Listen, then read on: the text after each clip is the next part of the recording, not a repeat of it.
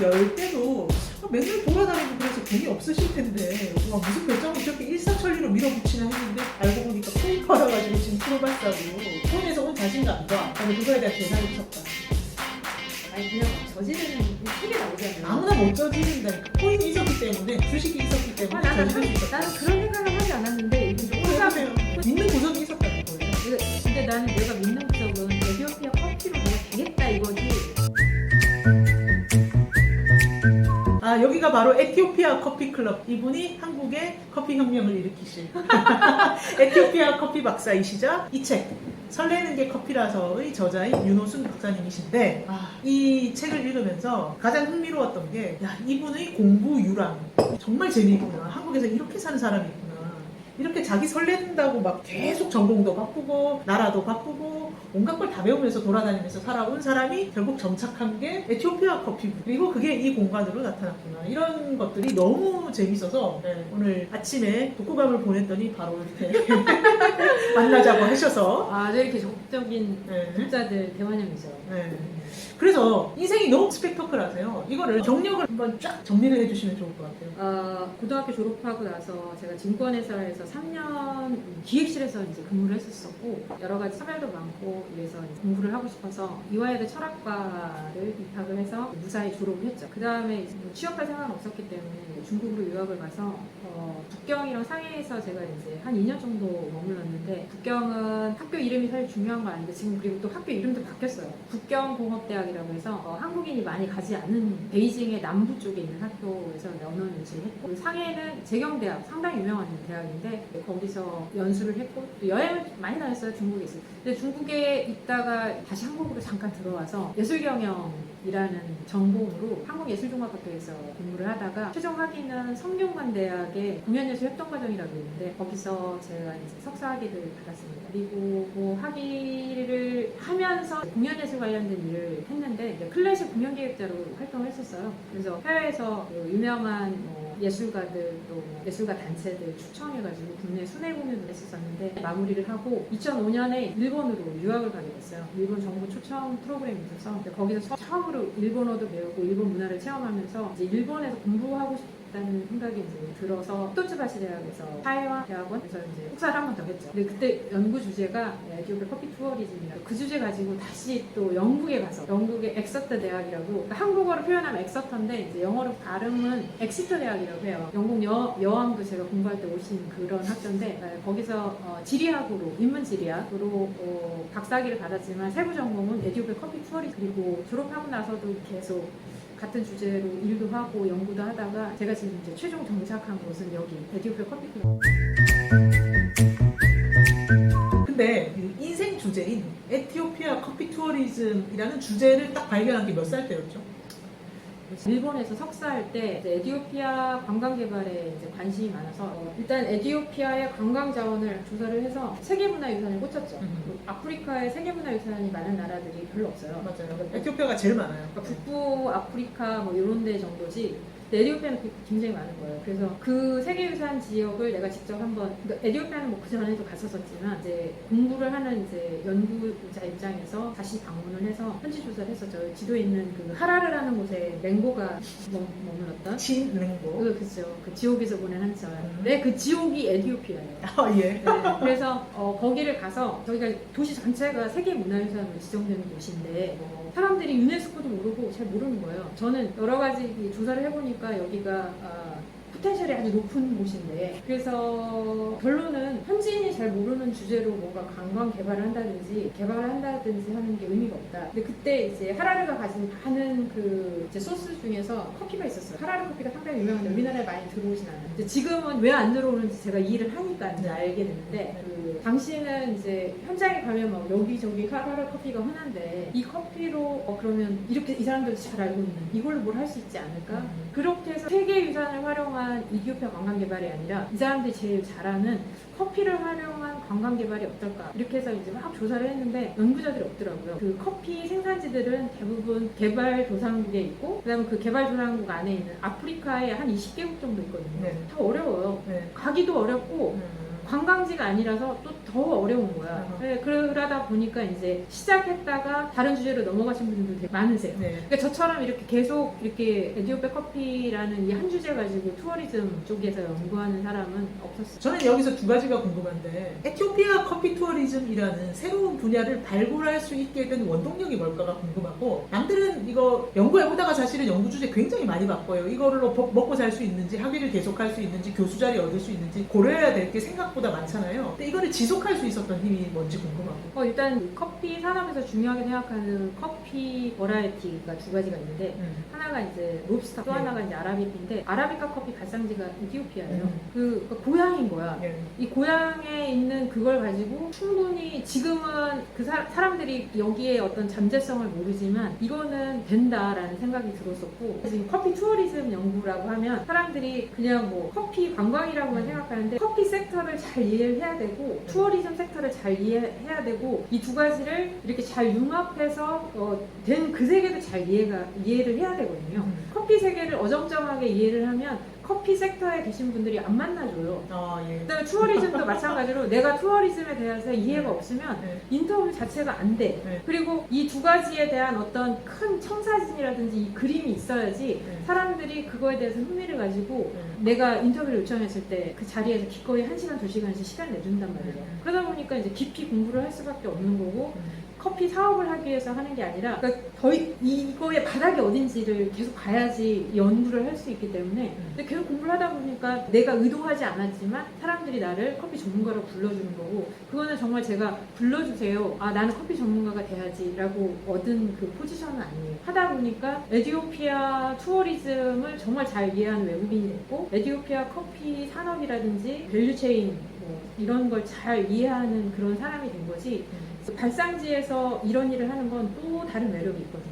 왜냐하면 다른 데서는 볼 수가 없어요. 제가 박사 논문에도 그런 표현을 썼는데, 에티오피아는 이 커피의 발상지다 보니까 에티오피아 커피 투어리즘이 된다면 커피 투어리즘의 디즈니랜드인 거예요. 그러니까 다른 커피 생산국에서는 할 수 없는 일들이 에티오피아에서 할 게 너무 많은 거예요. 예를 들면? 뭐 예를 들어서 지금 에티오피아에는 카파라고 하는 그 칼디 전설 같은 것도 있고, 그러니까 커피 생산지에서 이런 뭐 전설이 있다든지 일단 스토리가 있는 곳이 없잖아요. 네. 에티오피아처럼 이런 막 도구를 사용하면서 전통 방식으로 마시는 게 많지가 않잖아요. 여기 커피 세러모니 엄청 가서 보고 싶어요. 네. 그러니까 네. 그래서 터키 정도 되면 이제 네. 경제적으로 어느 정도 여유가 있기 때문에 네. 그 사람들은 자기네들의 그 커피 문화를 뭐 공격적으로 팔고 있잖아요. 네. 근데 에티오피아는 아직 그 정도는 아니거든요. 이제 그런 시기가 오겠죠. 그랬을 때 제가 연구했던 이런 커피 투어리즘을 사람들이 비로소 이해를 하고 빛을 발하지 않을까 하는 생각.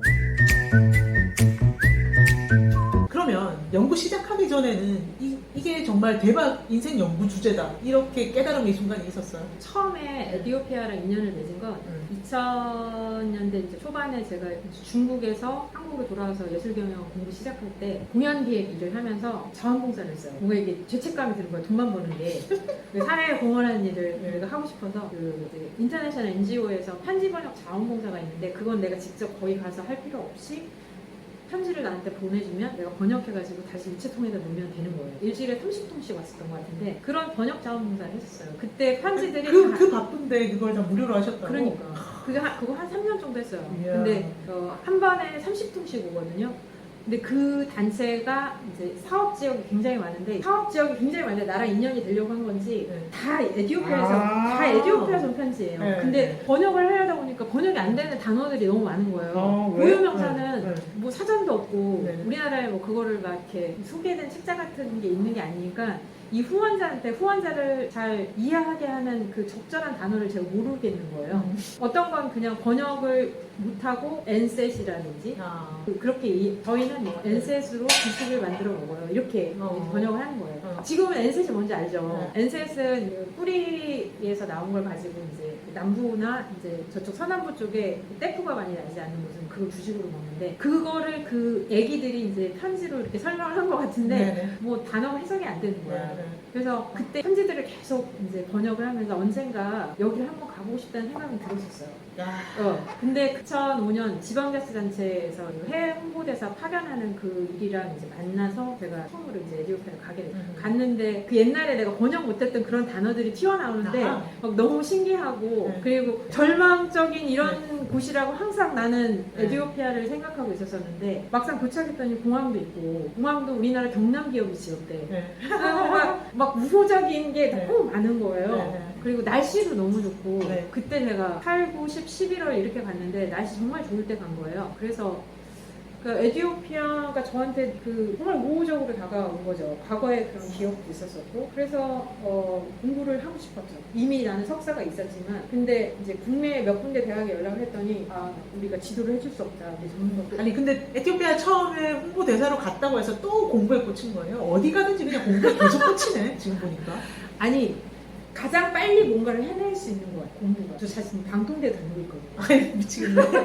왜냐면 무슨 과? 무역학과. 아이고야. 그러니까 네. 트레이드 네. 하고 싶은데 네, 트레이드를 뭐 어렸을 때부터 했던 게 아니니까. 그래서 저는 뭐 해결이 안 되면 독서를 해결하는 사람이 독서만 하면 되지 뭐 하려고 학위까지 따려고 그래. 근데 좀 체계적으로 또 이런 게 아. 있어서 내가 머리 쓰고 싶지 않은 거죠. 왜냐면은 이제 이 선수들 있잖아요. 네. 이 교수님들이 네. 이제 이 과목을 잘 이해하려면 예를 들어 2001년 1학기에 읽으면 좋은 이런 책들도 막 소개해 주시고 이러니까 물론 제 성향은 그거였던 것 같아요. 그러니까 그 책을 보든지 아니면은 그거와 관련된 전공을 그냥 해버리는 거예요. 그래서 저는 나이 먹어서도 계속 이렇게 살지 않을까라는 생각이 들어요. 뭔가 궁금한 세계가 있다 그러면 공부를 하고 뭔가 세상을 굉장히 호기심도 많으시지만 그 체계적으로 깊이 있게 이해하려고 하는 이런 학구적 성향은 언제 왜 생겼을까요? 어렸을 때부터 공부를 했고 근데 또 대학은 안 갔어 처음에. 근데 공부를 잘한다 그래가지고 막 대학 가려고 하는 그런 욕심 없는 거예요. 왜냐면 그냥 이렇게 공부하면 된다고 생각을 했으니까. 그래도 우리 사회의 문화적 규범이라는 게 공부를 잘하면 좋은 학교에 가서 뭔가 번듯한 직업도 가지고 석사, 박사 정규 코스를 밟으면서 지식을 넓혀가고 깊이 있게 한다는데 왜 처음부터 그 어린 나이에 방귀를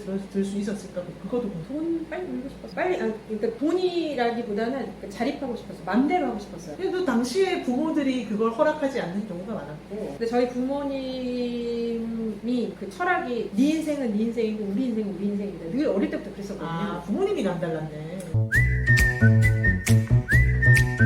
네, 이 책이 설레는 게 커피라서 라는 제목인데 지금 인생을 거의 설레는 대로 계속 나라도 바꾸고 전공도 바꾸고 계속 바꾸면서 살아오신 것 같아요. 근데 대부분의 사람들은 그렇게 못하거든요. 뭐 가족한테 매이고 뭐 경제 상황에 매이고 이것저것 묶여있는 게 되게 많은데 본인은 왜 그렇게 설레는 거를 마음대로 하면서 살아올 수 있었을까요? 그 순간순간에 일단 뭐 돈도 없고 막 앞으로 어떻게 될지도 모르는데 꼭 남들이 하지 않는 선택을 하셨단 말이에요. 이렇게 할 수 있었던 힘이 뭘까? 남들이 하지 않은 선택이라고 하기에는 계속 나라를 바꾸고 전공을 바꾸고 만약에 그런 기회가 온다고 생각하면 안 할 것 같아요. 대부분의 사람은 안 한다니까요. 지금까지 하는 거 예측할 수 있는 방식으로 한단 말이에요. 저는 그렇게 생각하지 않아서. 그러니까 왜 이렇게 남들과 사고방식이 다를까? 사고방식이 다르다는 것도 생각하지 않았기 때문에 모르는 거죠. 제가 그래서 옆에서 인류학자의 입장으로 볼 때 통장에 돈이 있었어. 이거 며칠 전에 알고 나서 제가 깜짝 놀랐어요.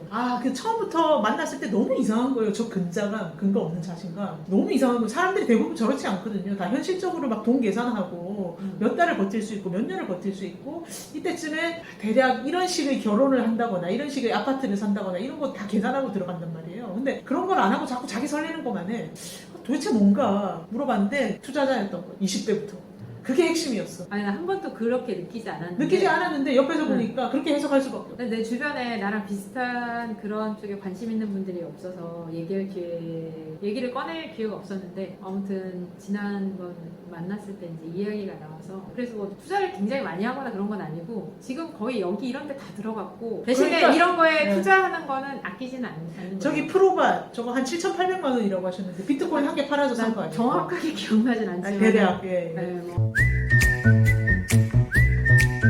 코인에 몇 년부터 투자하셨다고 하셨죠? 2017년 코인 아직 붐 오기 전에 네.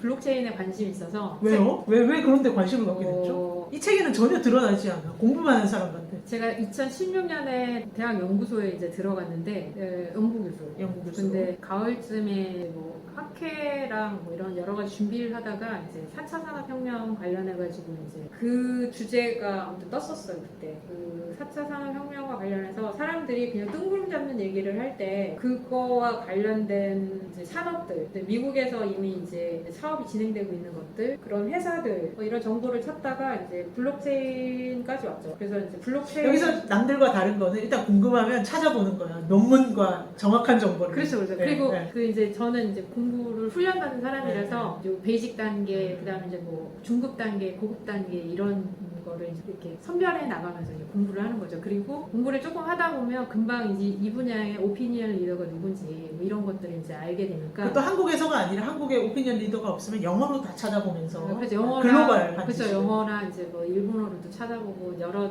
이제 그렇게 해서 이제 일반화된 정보들만 이제 제 지식으로 제가 이제 갖는 거죠. 그래서 사실 지금 예를 들어서 뭐 어떤 특정 지역에 전쟁이 났다라고 했을 때 그 이슈에 대한 기사 같은 거를 저는 한국 것만 보지는 않고 여러 나라 거를 보죠. 그래서 이제 뭐 일본에서는 뭐 이렇게 다루고 있고 뭐 미국에서는 이렇게 다루고 있고 그래서 그렇게 봤을 때 그러면 대한민국인이 나는 어떻게 봐야 되는지 이 사안에 대해서 이렇게 해서 접근을 하는 거죠. 그래서 입체적인 시각. 네. 그래서 그러니까 아프가니스탄에서 지금 뭐 탈레반이 이제 이렇게 점령하고 난 다음도 이제 미디어에서 어떤 식으로 내보내는지는 제 몫인 거 그거를 이해하는 거. 그래서 그거를 이제 저는 여러 가지 기사를 통해서 그래서 연예인이 어디서 상 하나 받았다고 해도 저는 외신 체크를 해요. 네. 이렇게 뭐 우리나라에서 막 이렇게 막 정말 막 국뽕에 취해가지고 하는 그런 기사들만 보는 게 아니라 그렇게 그 월드 리나운드 뭐 이런 거는 외신을 체크를 해서 다들 이렇게 보고 있구나 그러면 이제 저도 나름의 어떤 이제 포지션을 취하는 거죠. 그거에 대해서 예를 들어서 내가 숟가락을 얹어야 될 때 아니면 이렇게 좀 입을 털어야 될 때 뭐 그런 미국에서는 이렇게 보는 것 같아 뭐 이렇게 이야기를 할 수도 있고 그런 습관이 있다 보니까 이제 이런 그 비즈니스 이슈가 나왔을 때도 이제 여러 쪽에서 이제 보는 거죠. 그래서 한국에서 말하는 이게 정말 사기라든지 이런 건 아니구나. 왜냐면 이렇게 뭐 일본은 편의점에서도 이미 사용을 하고 있고 뭐를? 그 비트코인도 그렇고 알트코인도 그렇고 2017년에 이미 그 사용하는 것들 편의점들도 있었었고 그래서 이게 지금 한국에서 말하는 것처럼 지금 이렇게 막 때리는 것처럼 이렇게 할 건 아니다. 관련된 이슈들 그러니까 학회가 열리는 거예요. 책들을 많이 사서 그러니까 어떤 키워드 같은 데 끌려가지고 공부를 처음에 시작하고. 4차 산업혁명 그래서 1차, 2차, 3차까지는 우리가 이제 많이 듣던 이야기인데 4차 산업혁명은 이제 당시는 좀 낯설었고 그리고 제가 지금은 훨씬 더 그때랑 비교하면 이게 촉이 지금 막 정말 뾰족뾰족한데 어떤 게 이제 저랑 투자랑 연결될 수도 있고 뭐 이러니까 근데 당시는 비즈니스를 직접 하거나 그러진 않지만 주식을 산다든지 이럴 때는 영향이 있잖아요. 어떤 걸 사야 되는지 왜냐면은 메타버스 나오기 전에 메타버스와 관련된 걸 사야지 내가 이제 뜨는 거잖아요. 그러니까 항상 이런 투자자의 시각이 있었던 거죠. 그렇죠. 증권회사 다닌 이후로. 아니 많이는 투자 안 했어요. 많이는 투자하지 않았지만은 그냥 이렇게 조금씩은 항상 그러니까 항상 투자자의 마인드와 시각이 있었던 거지. 그러니까 그 예를 들어서 내가 뭐 사고가 하나 있죠. 그러면 금방 현금화할 수 있는 건 조금은 항상 있죠. 네. 뭐 그러니까 뭐 사람들이 생각하는 것처럼 어마어마하게 투자를 많이 하는 게 아니라 진짜 심심풀이를 조금 합니다. 그래서 심심풀이로 투자하는데 막 저런 프로박 같은 비싼 게 비트코인 하나 주고 사고. 이게 잘 맞은 거죠. 잘 맞은 거. 비트코인이 이렇게 많이 갈 거라고 누가 생각했겠어요. 그래서 보니까 항상 투자자의 시각으로 그리고 연구자의 시각으로 정보를 해석하고 그리고 투자의 적기가 됐을 때 초기에 항상 투자를 하시는 거예요. 조금 일찍 지금 그래서 그 짤짤이들 되게 많아요. 네. 그러니까 짤짤이들 예를 들어서 뭐 트론 지금 올라오고 있는데 이쪽이 좀 저렴할 때 그냥 이렇게 막 100만 개 이상씩 사는 것도 있고 지금 몇십 배 올랐죠? 몇백 배 올랐나? 아니 이제 그럴 때는 또 이제 딴 거 사고 싶으면 또 사요. 그냥 그거 더 올라갈 걸 알지만 주식도 그렇고 코인도 그렇고 이렇게 꼭 이게 있기 때문에 그냥 빈말이 아니라 업계 정도라고 생각했을 때 그냥 욕심 없이 그냥 팔고 이 정도 무릎 정도라고 했을 때 이게 그냥 나온 말이 아닌 것 같아요. 그때 더 주면 더 싸게도 살 수 있지 않을까 그러다 보면 놓쳐서 못 사는 경우 되게 많은데 지금 이제 어제 제가 살려고 했었던 게 이제 7달러대에 살려고 했었던 그게 있었는데 코인? 아니요 주식 아니요 저 코인 조금밖에 안 해요. 근데 그게 오늘 이제 6달러 밑으로 내려갔더라고요. 월요일 날은 좀 살려고 지금 하고 있는데 그게 사실 저는 10루타 때린 주식이에요. 10배를 먹었다는 얘기예요. 10, 100억. 10배를 먹었다는 네, 얘기예요. 그러니까 10, 100억 주식을 저는 처음으로 그걸 경험을 했는데 미국 주식. 외국 주식. 그게 10, 100억 이상이었죠 사실은. 테슬라는? 테슬라. 그 주식이 아무튼 엄청 올라서 조금씩 팔았었어요. 그러다가 이제 다 털었는데 다 털 때가 한 14달러. 근데 근데 그 주식은 호재가 되게 많아가지고 계속 보고 있었었는데 7달러까지 내려왔더라고. 그래서 이제 지금은 들어가 되겠다고 생각했는데 전에는 안 샀어 어제. 전 월요일에 사겠죠. 그냥 그런 거예요. 그냥. 계속 모니터링을 하고 계시는 거고. 아니 그냥 취미로 할 일이 되게 많으니까. 그래서 조금 봐요. 조금 보고 그거 아니면은 인생 못 살아 이건 아니고 저는 지금 이게 저한테는 전부 같은 거예요. 자, 투자의 역사를 정리를 하면 90년대 초반에 증권회사 들어가셨을 때 20대 초반에 그때 주식 투자 시작하신 거죠. 아 그리고 학교 다닐 때도 주식 계속해서 제 동기들 친구라니 제가 나이가 많으니까 근데 걔네들이 되게 신기했어요. 제가 증권회사 데리고 간 애들도 있는데 네. 데리고 가서 계좌 오픈하고 이런 것까지는 같이 했는데 사실 유학을 많이 했기 때문에 계좌를 계속 유지하거나 그러진 않았어요. 했다가 접고 근데 대신 이런 감은 계속 유지를 하고 있었던 거죠. 그러니까 20대 초반부터 계속 투자를 해 오신 거죠. 그러니까 항상 투자에 관심을 갖고 있었고 계좌가 없었던 순간도 있지만 또 대부분의 순간은 좋은 기회가 있으면 또 사고 액션을 하고. 그렇죠. 그래서 외국에 갔을 때도 그 나라에서 일본 뭐 가부시키 가이샤 증권회사 같은 데도 가보고 걔네들 어떻게 하고 있는지 네, 계속 그런 쪽에 관심을 가요. 그렇게 주식 투자를 계속 하시다가 2016년에 사회적으로 막 4차 산업혁명 얘기하고 블록체인 얘기하고 하실 때 관심을 가지신 거죠. 그러니까 그 사이에 되게 좋아졌더라고요. 객장에 안 가되는 거예요. 네. 객장에 안 가도 그 사진으로 다 할 수 있으니까 너무 좋은 거죠. 그래서 그 PC에도 깔고 본격적으로 좀 보려고.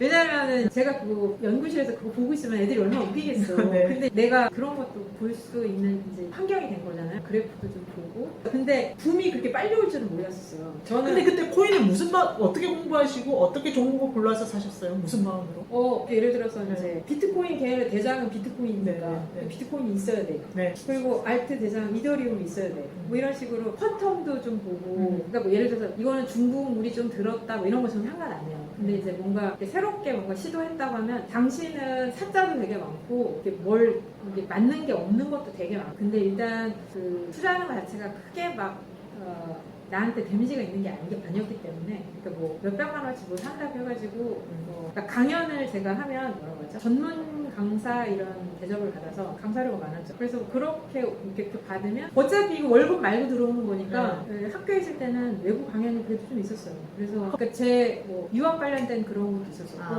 뭐 아프리카 관련된 이슈 뭐 에티오피아 관련된 이슈 그러니까 여러 가지 그냥 제가 할 수 있는 걸 했어요. 아무튼 그런 짤짤이들이 모이면 당감 있는 거예요. 그래서 야, 여기부터 다르다. 남들은 뭐 명품 백도 사고 막 다른 데 쓰는데 어쨌든 과외돈이 생기면 투자를 했다. 항상 투자자의 시각이 있었기 때문에.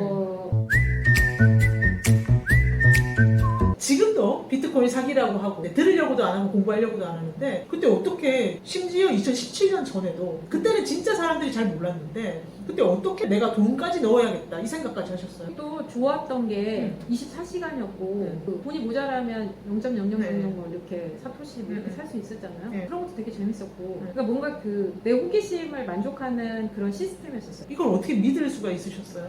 어떻게 이게 괜찮은 투자처라는 그 확신이 왔어요? 데미지가 없었다고 했잖아요. 그 정도 투자를 해가지고 또 벌면 되지. 돈이 계속 벌리니까. 그래도 여기 뭔가 확신이 있고 이게 미래와 연결되다는 믿음이 있었기 때문에 아니 뭐 IPO 하고 막 직접 거기를 가진 않았지만 그런 정보는 계속 챙겼어요. 내가. 그러니까, 어떻게? 그러니까 예를 들어서 그런 계열에서 또 코인이 나왔다 이러면은 그냥 계속 그런 정보는 챙겼어요. 뭘 통해서 챙겼어요? 그러니까 처음에는 뭐 이렇게 커뮤니티 있잖아요. 코인만 모이는 커뮤니티도 있고 아니면 코인 영어로 된 외국 커뮤니티? 네. 그리고 예를 들어서 주식 같은 경우는 이제 회사 정보를 본다든지 아니면 애널리스트들이 쓴 산업 보고서 이런 걸 보셨어요? 네, 돈 주고도 사서 봐요. 와 이게 대박이네 이게. 네. 예, 정보를 돈 주고 사서 볼 정도로 제대로 된 정보를 항상 투자를 했다. 왜냐면 네. 이거는 네. 그 좀 정확해야 되니까 네. 예를 들어서 제가 이제 조금 큰 거를 한다고 했을 때는 증권회사에서 네. 또 이렇게 돈 많이 쓰는 사람들한테만 보여주는 그런 네. 저 그런 일을 했었잖아요. 기획실에 네. 있으면서. 그러니까 그거의 구조를 아셨네. 그 그렇죠. 지식의 그러니까, 구조를. 그러니까 그런 게 있다는 걸 이미 알고 있기 때문에 그리고 저 리서치 할 때도 그 고급 정보 같은 경우는 사서 했어요. 그리고 저 영국에 있는 대학에서는 제가 요청했을 때 사줬어요. 음흠. 그 예를 들어서 제가 이제 유로 모니터에서 에티오피아 관광과 관련해서 굉장히 비싼 몇천 달러짜리 이 보고서 나왔다 그러는데 이거 보고 싶 그럼 신청해라. 이게 이렇게 사줬는지 잘 모르겠는데 저는 요청했었어요. 그러니까 그런 게 저는 사실은 제 인생에서 박사학위보다 중요한 것 같아요. 왜냐면 그런 경험이 있었기 때문에 자료가 귀한 게 있으면 기꺼이 돈 주고 사요. 제가 이제 그리고 그 전문가 대접을 받고 싶으니까 전문가들이 쓴 그런 자료들을 돈 주고 사는 거에 대해서 주저함이 있는 거예요. 이게 핵심이네. 이분의 인생의 핵심이야. 예. 왜냐면 내가 그 정도 가치 있는 사람이니까 돈 주고 내 얘기 들어라고 하려면 그리고 돈 주고 내 자료를 봐라고 하려면 저도 그렇게 해야 되니까.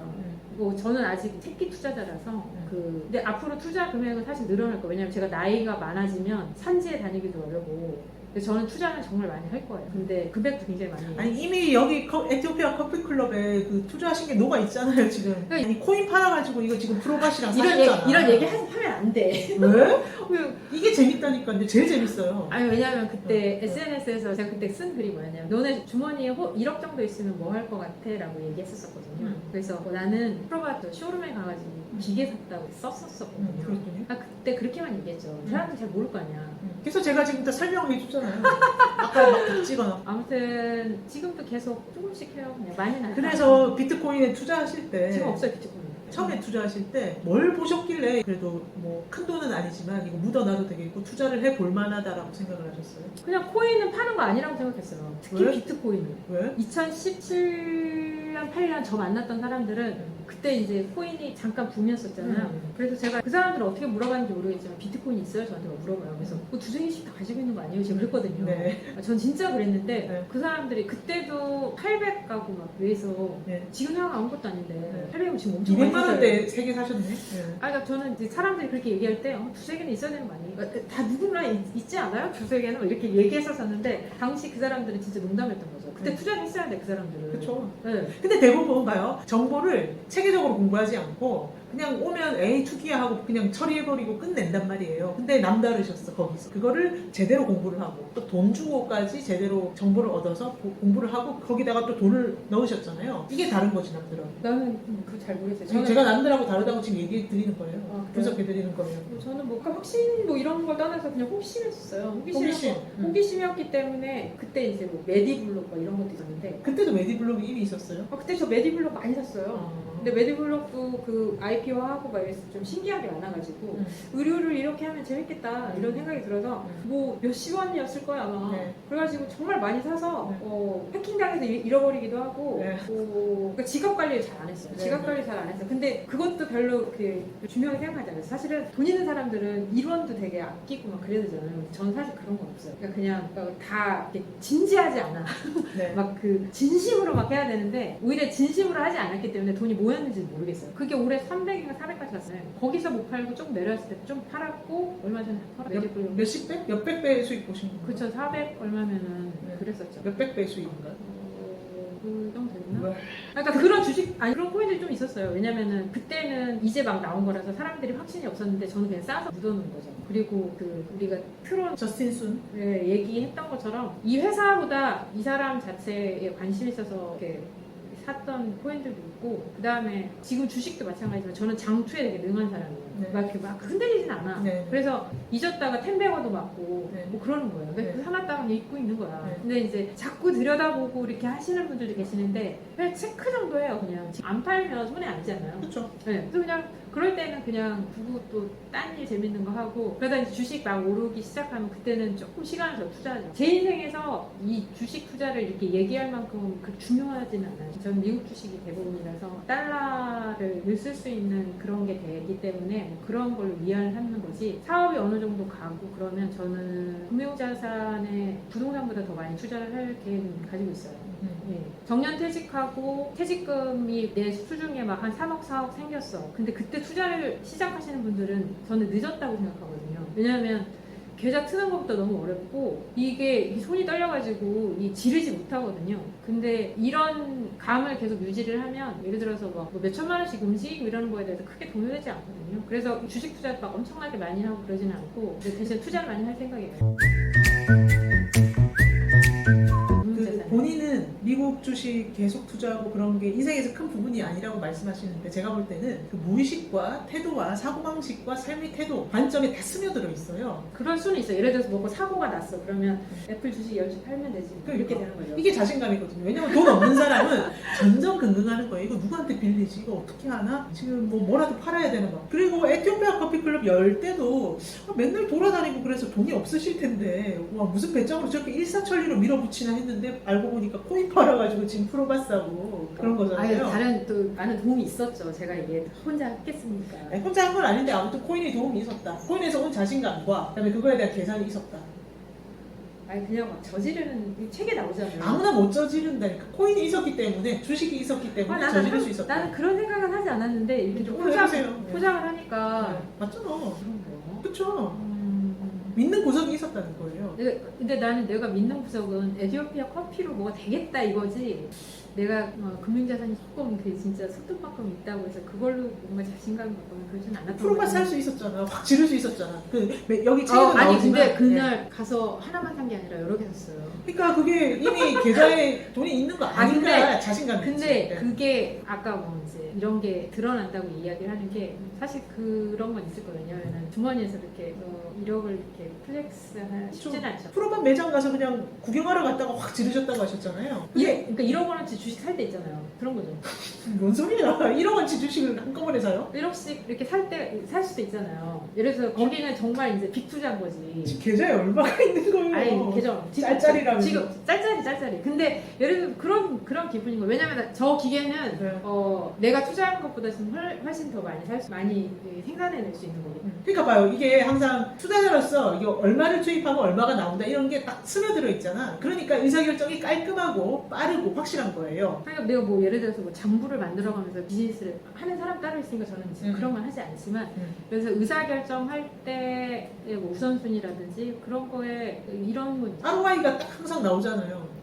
뭐 그렇게까지 막 우리는 지금 너무 코딱지 수준이라서 그러니까 그 내 머릿속에 있는 그림은 진짜 지금 대기업이야. 아직은 이제 소상공인이기 때문에 소상공인 마인드로 직원 5명 가지고 있는 소상공인 마인드로 해야 되니까 대신에 뭔가 크게 결정할 때는 이제 저게 만일 뭐가 잘못됐고 없어졌을 때 나한테 생기는 데미지는 뭘까? 예를 들어서 막 내가 너무 상심해가지고 막 스트레스로 이러면 안 되죠. 근데 잘못돼도 저 정도는 나는 괜찮아. 그렇게 해서 하는 거죠. 항상 그러면 리스크랑 그다음에 내가 투입했을 때 얻을 거와 리스크를 또 계산하시는 네. 그래서 예를 들어서 저 이디오피아 했을 때 학생 때는 장학금에 정해진 현지 주사비가 있기 때문에 좋은 데서 못 지내요. 근데 지금은 사업을 하지 않더라도 그 안전한 곳이 되게 중요하고 그다음에 제가 오피스를 따로 두지 않고 활동을 했기 때문에 호텔에서 그런 서비스가 가능한 곳들 그래서 좋은 곳에서 이디오피아 사람들이랑 또 사업을 할 사람이기 때문에 이디오피아에서 사업하는 사람들 만나야 될 거 아니에요. 네, 그러면은 그 사람들이 있는 곳에 가야 되고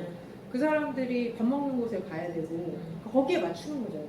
네, 보통 사람들은 에티오피아에 여행을 가면 뭐 그런 거 있잖아. 뭐 5달러 무슨 사이트인가 뭐 그런 거 있잖아. 5불당. 그런 거 있잖아. 하루에 5달러만 쓴다. 저는 아주 어릴 때부터 여행 가면서 그런 걸 하지 않았어요. 왜냐면 어차피 내가 다 볼 수는 없지만 적어도 내가 본다고 결정한 그런 것들은 좀 잘 봐야지라는 생각이 들어서 학생 때 여행 갔을 때도 잘하는 데 가서 먹고 그랬던 것 같아요. 그러니까 이렇게 설레는 거를 쫓아서 마음 가는 대로 원하는 걸 계속 추구하면서 살아온 비결 중에 제일 큰 거라고 저희가 보는 거는 20대 때 증권회사를 다녔고 그다음에 투자자의 마인드를 항상 갖고 있기 때문에 자기한테 투자할 줄 알았던 인생에 투자하는 마인드였던 거죠. 그러니까 저한테 투자는 정말 확실하게 했던 것 같아요. 그러니까 어릴 때부터 이기적인 것보다는 그런 기회가 왔을 때 바쁘게 살았던 것 같아요. 자기의 욕망이 뭔지를 알았고 그리고 그거에 어떻게 얼만큼 투자해서 뭘 얻을지도 알았고 아니야.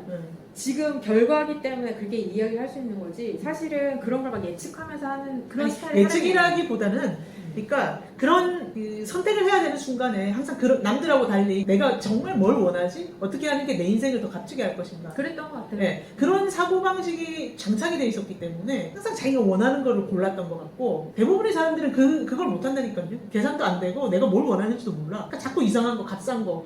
네.